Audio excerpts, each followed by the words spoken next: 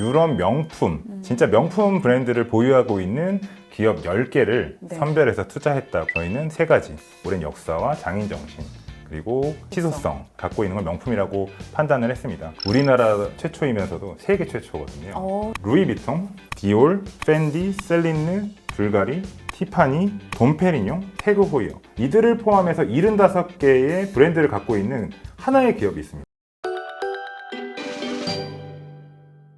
안녕하십니까. 저 머니투데이 박민영 앵커입니다. 머니똑똑 이 시간 통해서요. 최근에 관심을 받고 있는 ETF들 살펴보면서 산업의 트렌드도 짚어보고 그 가운데 기업 이슈 또 생활 속에 또 밀접한 내용들까지 같이 들여다보고 있습니다. 자, 오늘은 많은 분들이 관심 갖고 더욱더 궁금해하실 만한 명품 관련한 ETF에 대해서 이야기해보고자 합니다. 삼성자산운용의 김도형 본부장님 모셨습니다. 어서 오세요. 네, 안녕하세요. 네, 안녕하십니까. 명품 쪽 저희가 맨날 삼성전자, LG에너지솔루션, 에코프로 이런 쪽 종목만 얘기하다 보니까 그쪽에 그렇게 많이 올라와 있었던 거를 뒤늦게 저는 눈치를 챘습니다. 보니까 올해 한 20-30%, 연간으로 60%, 5년은 200% 막 이렇게 올랐더라고요. 이 명품 쪽 ETF 오늘 어떤 상품 얘기를 해주실 건지 코덱스 유럽 명품 탑10 스톡스 ETF 이 상품에 대해서 얘기 좀 해주세요. 최근에 상장한 ETF 상품이고요.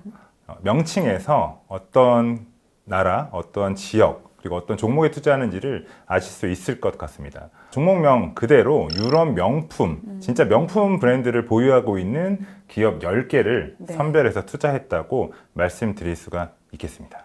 정말 유럽 명품 탑10이니까 유럽에 있는 명품 10개. 그러면 유럽권이면 스위스, 이탈리아, 프랑스 이쪽인 건가요? 맞습니다. 사실 명품의 역사가 유럽의 역사거든요. 그렇기 때문에 말씀해 주셨던 스위스, 특히 이제 이탈리아나 영국, 프랑스에 소재한 기업들을 10개 선별해서 투자하고 있습니다. 우리가 다 아는 샤넬, 루이비통, 에르메스 이런 거 다 들어가 있는 거예요? 네, 모두 들어있고요. 다만 이제 샤넬 같은 경우에만 아직 상장하지 않은 비상장 기업이라서 샤넬을 제외하고 여러분들이 생각하시는 정말 명품이라고 할 수 있는 명품 브랜드들을 갖고 있는 기업들을 투자하고 있다. 이렇게 말씀을 드릴 수가 있겠습니다. 그러면 사실 국내에도 이미 다른 명품 관련한 ETF들이 있을 거 아니에요? 그 ETF들과 이 ETF의 가장 큰 차이점 혹은 강점으로 생각하시는 게 어떤 겁니까? 저희 삼성자산운용 코덱스가 생각하는 명품의 정의에서 기존에 상장한 ETF하고 차이점이 좀 있다고 생각합니다. 명품이라고 하면 저희는 세 가지를 꼭 필수적으로 갖고 있어야 된다고 생각하는데요. 첫 번째로는 오랜 역사를 갖고 있어야 되고요. 두 번째로는 아무래도 장인정신이 깃들어야 된다고 생각을 합니다. 그리고 마지막으로는 명품은 정말 누구나 다 갖고 있으면 좋겠지만 희소성이라는 특징을 갖고 있기 때문에 명품으로 분류가 되고 있는데요. 그래서 저희는 세 가지, 오랜 역사와 장인정신, 그리고 희소성 갖고 있는 걸 명품이라고 판단을 했습니다. 유럽의 황실에 납품하던 예를 들어 가방이라든지 이런 제품들이 명품이라는 이름으로 발전을 하고 있는데요. 그런 측면에서 저희는 유럽에 좀 집중을 했습니다. 반면에 기존에 상장된 럭셔리 ETF는 흔히 일상생활에서 볼 수 있는 룰루레몬이나 나이키 이런 좀 다양한, 그래서 럭셔리라는 의미를 좀 광범위하게 채택을 했고요. 국가도 미국, 유럽, 우리나라까지. 우리나라도 아모레퍼시픽이나 강원랜드 등의 기업들이 편입이 되어 있더라고요. 그래서 좀 럭셔리라는 의미를, 명품이라는 의미를 좀 더 광범위하게 채택했다는 차이가 있고요. 저희는 말씀드렸지만 10개 기업에 투자하는 반면에 기존에 상장된 럭셔리 ETF는 총 80개 기업에 좀 분산 투자하는, 결론적으로 말씀드려보면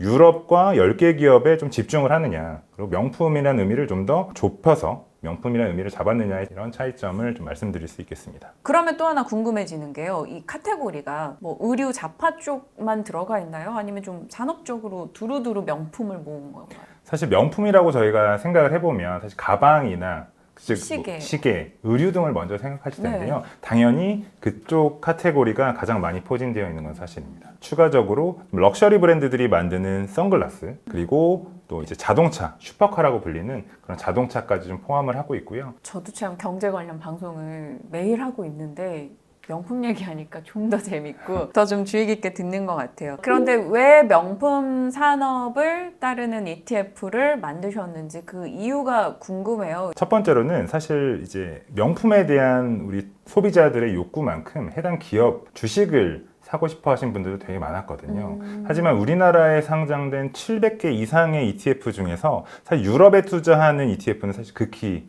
드뭅니다. 그리고 더불어서 유럽의 명품 산업에 투자하는 ETF는 저희 코덱스 ETF가 우리나라 최초이면서도 세계 최초거든요. 정말요? 네, 사실 이렇게 선별해서 투자하는 ETF는 없었기 때문에 아무래도 투자자분들의 수요는 많은 반면에 그거에 맞춤화된 상품이 부족했다. 그런 의미에서 이 상품을 상장을 하게 됐고요. 두 번째로는 유럽 명품 산업은 1996년부터 리서치를 해본 결과에 따르면 지금까지 연평균 6% 꾸준히 성장하는, 아무래도 25년 이상 장기적으로 성장한 성장성을 이미 보장하고 있는 산업이고요. 네. 또 아무래도 성장만 하는 게 아니라 우리는 2008년, 9년의 글로벌 금융위기라든지 최근에 있었던 코로나 팬데믹의 이슈에서도 산업이 부침을 겪는 거는 어쩔 수 없는 결과잖아요. 하지만 그걸 얼마만큼 빠르게 회복하느냐, 이거를 저희는 이제 회복 탄력성이라고 하는데요. 아무래도 명품 산업은 희소성과 소비자들의 강력한 충성도, 그 명품 브랜드에 대한 고객들의 충성도가 높기 때문에 그런 것들을 바탕으로 코로나 이후에도 빠르게 회복하는 모습을 보였습니다. 투자자들이라고 해서 명품이라고 마냥 좋아서 이걸 사고 그러진 않을 거 아니에요. 그러면 이 기업들, 여기에 들어가 있는 기업들의 실적이 괜찮습니까? 사실 코로나 팬데믹 때는 안 좋았던 건 사실입니다. 하지만 올해 2023년 1분기에 저희 ETF에서 주로 편입하고 있는 루이비통 모에 헤네시, LVMH라고 하는 기업과 에르메스의 기업 실적을 보면 코로나 팬데믹을 극복하고 중국의 리오프닝의 수혜가 더불어서 반영이 되면서 1분기에 또 실적 서프라이즈를 기록했고요.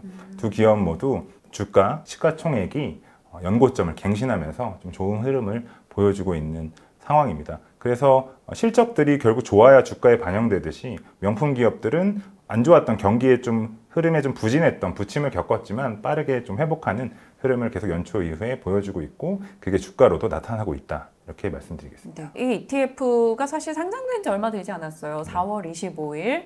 저는 월급날이라 기억을 25일로 항상 하고 있는데 4월 25일에 상장이 됐습니다. 아직까지 수익이나 혹은 자금이 어느 정도 들어왔는지 이런 걸 논하기 좀 이를 수는 있겠습니다만 성과적 측면에서 어떠세요? 먼저 ETF의 성과를 말씀드리기 전에 ETF가 편입하고 있는 종목들의 성과를 좀 말씀드리면 좋을 것 같습니다. 연초 이후에 좋았던 기업들을 살펴보면 에르메스도 한 30%대, 루이비통 모에 헤네시도 20%대, 또 슈퍼카인 페라리도 한 30% 이상의 좋은 성과를 기록해 주었고요. 또 구찌나 생로랑을 보유하고 있는 캐링도 10% 이상의 성과를 기록을 해주고 있습니다.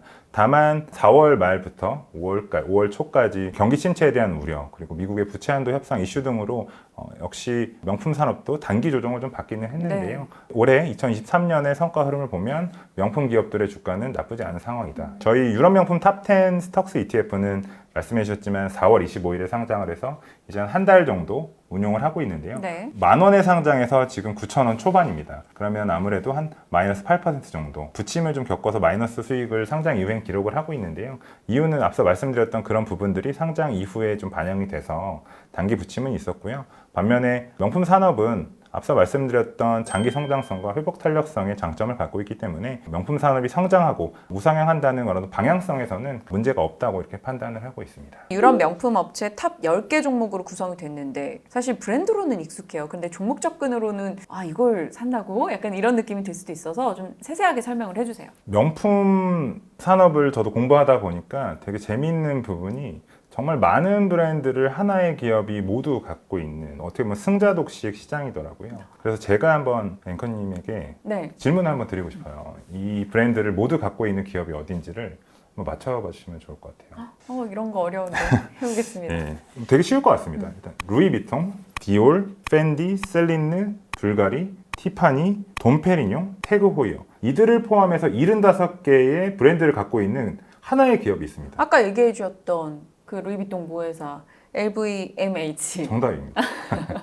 펀딩을 살짝 했습니다. LVMH가 지금 말씀드렸던 우리가 너무 잘 알고 있는 브랜드를 포함해서 75개를 모두 갖고 있더라고요. LVMH 한 곳에 한 20% 정도 투자를 하고 있고요. LVMH, 루이비통 모에 헤네시는 유럽 전체 주식 중에 기업 중에 시가총액이 가장 큽니다. 그래서 최근에 연초에도 수익률이 좋았기 때문에 시가총액이 테슬라하고 비슷한 수준까지 올라와 있었고요. 또 한 번 퀴즈를 네. 내보겠습니다. 이 기업은 잘 모르실 수 있는데요. 시계로 되게 유명합니다. 시계로 피아제. 되게, 피아제라는 브랜드가 있고요. 네. 또 3대 명품 시계라고 합니다. 바쉐랑 콘스탄틴, 그리고 여성분들이 좋아하시는 까르띠에 네. 시계도 있고요. 반클리프 어페럴, IWC라는 예물에서 많이 하고 있는 네네네. 그런 브랜드를 갖고 있는 기업이 있습니다. 혹시 이 기업은 들어보셨을까요? 어딜까요? 리치몬트라는 호텔 체인으로도 네. 유명한데요. 리치몬트라는 한 개의 기업이 지금 말씀드렸던 정말 명품 이 시계, 시계를 시계 브랜드를 모두 갖고 있습니다. 그래서 아까 LVMH에서 보셨지만 의류뿐만 아니라 이런 시계 브랜드들도 하나의 기업이 정말 많이 브랜드를 소유하고 있는 과점 시장이라고 말씀을 드릴 수가 있겠고. 이거 저도 문득 궁금한 게 결혼하셨죠? 네. 그럼 아내분에게 네. 그 루이비통 모회사 주식을 사주시겠어요? 네. 아니면 루이비통 가방을 사주시겠어요? 저는 상황에 따라 좀 다르긴 한데요. 제가 만약에 지금 당장 가방을 사줄 수 있는 여력이 있으면 가정의 행복과 평화를 위해서 가방을 먼저 사주고요. 네. 또 이제 ETF는 제가 말씀드렸지만 이 한 종목에 10,000원을 안 하고 있거든요. 현재는 이제 9,000원이지만 이제 앞으로 올라갈 것으로 전망을 하고 있는 건데, 그래서 조금 돈을 더 들여서 ETF도 같이 주도록 하겠습니다. 둘 다 네. 정말 하지만- 현명한 대답을 하셨네요. 네. 하지만 아직 제가 가방을 살 여력이 당장 유동성이 없다 네네. 이러면 주식을 이 ETF를 사주면서 이걸 잘 모아서 내가 그걸로 바꾸자. 선물을 주겠다라고 해서 투자를 해보면 어떨까, 이렇게 한번 대답을 드려보겠습니다. 오늘 아내분이 보고 계시다면 가방과 주식을 모두 좀 획득하는 그런 날이 되셨길 바라보겠습니다. 그러면 편입 종목들의 이 비중 배분은 어떤 기준으로 하고 계세요? 가장 기본적으로 ETF를 투자하실 때 지금 앵커님 말씀해 주셨던 부분처럼 비중을 어떻게 구분하는지가 되게 중요한 포인트입니다. 대표적으로는 유동시가총액 가중 방식이 있고요. 말 그대로 유동주식수를 계산한 시총이 많은 높은 기업에 투자를 더 많이 하는 유동시가총액 가중 방식이 있고요. 두 번째로는 동일 가중으로 투자하는 방식이 있습니다. 10개 기업에 투자하면 예를 들어 10분의 1씩, 10%씩 투자하는 방식이 있는데요. 저희 코덱스 유럽 명품 탑10 스탁스 ETF는 유동시가총액 가중 방식으로 시총이 큰 기업에 좀 더 높은 비중으로 투자를 하고 있고요. 투자하실 때 확인하셔야 될 두 번째 부분은 네. 한 개별 종목에 몇 %까지 투자할 수 있느냐, 투자 상한이 얼마인지를 체크해 보시는 것도 중요합니다. 그래서 저희 ETF는 한 개 종목에 20%까지 투자가 가능하시고요. 그리고 해당 기업이 주가가 올라서 변경을 하기 전에 30%까지 오르면 다시 이거를 20%로 좀 낮추는 작업을 하고 있습니다. 이거를 저희는 이제 보통 일반적으로는 정기 변경, 수시 변경이라고 네. 하는데요. 마지막으로 ETF를 투자하실 때 기초지수에 종목이 변경되거나 비중이 바뀌는 시기가 언제인지를 확인하시는 게 중요합니다. 코덱스 유럽 명품 탑10 스탁스 ETF는 1년에 한 번 6월에 종목 교체와 비중을 조절을 합니다. 1년에 한 번만 변경하는 거는 그렇게 자주 변경하는 건 아니거든요. 하지만 저희가 그런 판단을 하게 된, 지수 사업자가 그런 판단을 하게 된 배경에는 아무래도 명품이라는 거는 이름을, 가치를 부여받기까지는 1년 가지고 갑자기 바뀌진 않기 그쵸. 때문에 종목 교체나 비중을 1년에 한 번만 변경하도록 설정을 하였습니다. 말씀 주신 내용대로라면 어찌됐건 LVMH가 그러면 비중은 가장 높게 들어가 있겠네요. 네, 지금. 가장 높은 게 이제 LVMH하고 잘 아신 에르메스, 아까 말씀드린 리치몬트, 그리고 구찌나 생로랑, 또 여성분들이 좋아하는 브랜드를 갖고 있는 케어링이라고 있습니다. 네. 최근에도 이제 프랑스 깐 영화제에서 케어링이 행사를 하는 거를 보셨을 수가 있는데요. 또 요새 최근에는 명품 브랜드들의 앰버서더로 우리나라 아이돌 엄청 많이 엄청 하죠. 많이 하더라고요. 블랙핑크랑 뉴진스랑 맞습니다. 다 개별 앰버서더잖아요. 맞습니다. 그러한 뉴스들을 보시면서도 한번 투자에 아이디어를 얻어가시는 것도 좋을 것 같아요. 왜 그 브랜드들이 앰버서더로 젊은 어린 아이돌, 유명한 아이돌 가수들을 섭외했는지를 살펴보면 사실 MZ세대라고 하는 20, 30대의 소비층들이 사실 명품 시장에서도 되게 이제 주류로 자리를 네. 잡아가고 있습니다. 그런 거 봤을 때는 기존의 중산층이나 좀 중년층에서 선호하던 유럽 명품의 소비층이 이제 다양하게 좀 폭넓게 넓혀지고 있는 것도 한번 투자의 포인트로 잡아보시면 어떨까. 최근에 이제 국내에서 평균적으로 명품을 처음 사는 시기 연령대가 몇 살인지 아세요? 제 기준으로 보면은 5은 돼야 될 것 같은데요. 그죠? 저도 좀 뒤늦게 샀었거든요. 근데 요즘은 15세래요. 15세요. 그러니까 평균적으로 정말 많이 낮아졌고 왜 이렇게 뉴진스랑 이런 10대 앰베서더가 다 이렇게 나오는지도 좀 보입니다. 뭐 이게 또 사회적으로는 사실 너무 젊은 친구가 명품을 시작하는 거 아니야 이럴 수도 있겠습니다만 산업적 측면에서는 이쪽의 성장성에 대해서는 좀 더 한 번 더 생각을 하게 되는 것 같아요. 추종하는 지수에 대해서는 얘기 아직 못 들은 것 같아요. 지수의 명칭을 좀 말씀드려보면요. 네. 스톡스 유럽 럭셔리 10 인덱스입니다. ETF를 투자하실 때 이제 기초 지수를 확인해 보시는 것은 정말 중요한 네. 공부가 되는데요. 스톡스라는 거는 유럽에 소재한 대표적인 지수 사업자 명칭입니다. 그래서 어떤 의미가 있다기보다는 기업의 이름이고요. 말 그대로 유럽에 있는 럭셔리 기업 10개를 선정한 지수입니다. 그래서 뭐 지수의 정기 변경은 말씀드리는 것처럼 1년에 한 번 하고요. 명품 지수의 종목 교체도 말씀드렸던 뭐 일반적인 소비재 리테일이라든지 신발, 의료 정비들은 제외하고요. 국가도 일반적으로 대표적으로는 이탈리아나 프랑스, 스위스, 영국 등의 국가로만 제한을 하고 있어서 그리고 아직 소개해드리지 못한 네. 기업들도 있는데요. 대표적으로 우리가 잘 아는 의류 브랜드들이 나머지 종목으로 구성이 되어 있습니다. 그래서 몽클레르나 버버리, 또 크리스티안 디올, 브루넬로 쿠치넬리 등 여러분들이 백화점을 가시면 그 명품관에 있는 맞아. ETF를 하나 보유하셨을 때 한번 싹 도시면 내가 주인인 기업들의 브랜드들이 잘 있다라는 것을 보실 수 있지 않을까. 그러네요. 명품관부터 1층 이렇게 쫙 돌면서 아 내가 이거 다 갖고 있다라는 맞습니다. 느낌을 사실 같이 좀 맛볼 수 있지 않을까라는 생각도 들어요. 근데 물론 저희가 긍정적인 걸 바라보면서 성장성과 전망에 대해 이렇게 나가는 건 좋습니다만 언제나 리스크도 건드려 봐야 되니까요. 지금 요 며칠간의 이 유럽권의 명품 주식들 흐름 좀 별로잖아요. 소비가 과거처럼은 안 될 거다 이런 얘기도 나오더라고요.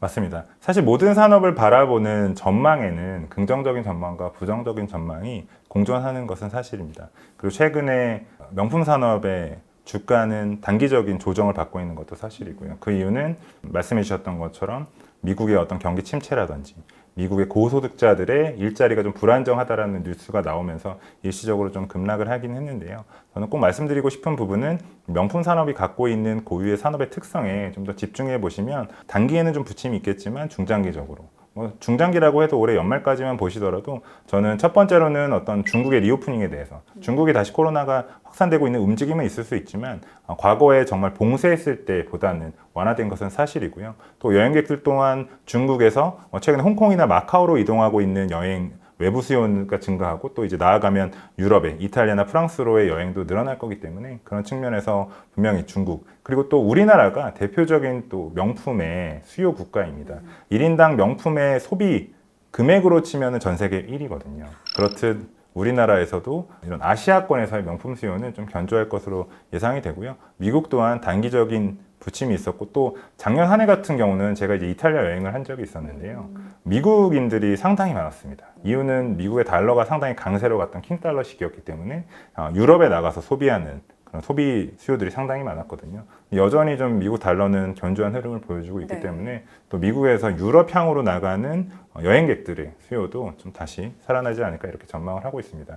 이런 수요의 측면에서 봤을 때 여전히 공급은 또 명품은 제한적이잖아요. 맞물리다 보면은 또 단기적인 조정을 잘 견디고 또 말씀드렸던 회복 탄력성으로 이런 명품 산업이 좀 잘 갈 수 있지 않을까 그런 환경이 마련되지 않을까 좀 이렇게 기대를 하고 있습니다. 그리고 한 가지 더 말씀드리고 싶은 부분은 해외 ETF를 투자하실 때에는 환에 대한 노출이 되어 있는지 환업분형 상품인지 환해지형 상품인지를 살펴보시는 것도 매우 중요하죠. 중요합니다. 환의 움직임에 따라서 수익률이 천차만별 차별화가 나타날 수 있거든요. 저희 코덱스 유럽 명품 탑10 스톡스 ETF는 유럽에 투자하기 때문에 각 국가에서 활용되고 있는 통용되고 있는 통화와 환이 오픈되어 있습니다. 예를 들어서 원화와 유로와 원화와 파운드와 원화와 스위스 프랑 등에 대해서 환이 열렸기 때문에요. 환에 대한 움직임이 ETF 수익률에도 반영되고 있다는 점을 꼭 유의하셔서 투자를 해주셨으면 좋을 것 같고요.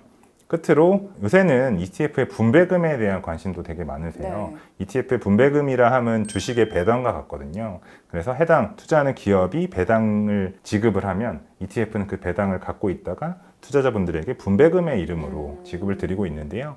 저희 ETF도 1년에 2번, 4월과 10월의 말 기준으로 분배금을 지급해 드릴 계획을 갖고 있습니다. 그래서 4월 말에 상장을 했기 때문에 돌아오는 10월에 첫 번째 분배금을 지급해 드릴 수 있도록 또 준비를 하고 있습니다. 재밌었습니다. 얘기 들으면서 막 궁금한 건 또 절로 생기고 그래서 오늘 저희가 말씀드리고 있는 내용에 대해서 한번 또 복귀해 보시고 뭐 문득 그런 얘기도 생각나요. 명품은 오늘이 제일 싸다. 그런 느낌이 생각이 나서 앞으로 이 ETF 수익률도 좀 승승장구해 주길 바라보겠습니다. 여러분들도 많은 방향 설정에 한번 보탬되는 내용이었길 바라보도록 할게요. 자, 오늘 여기서 인사드리겠습니다. 고맙습니다.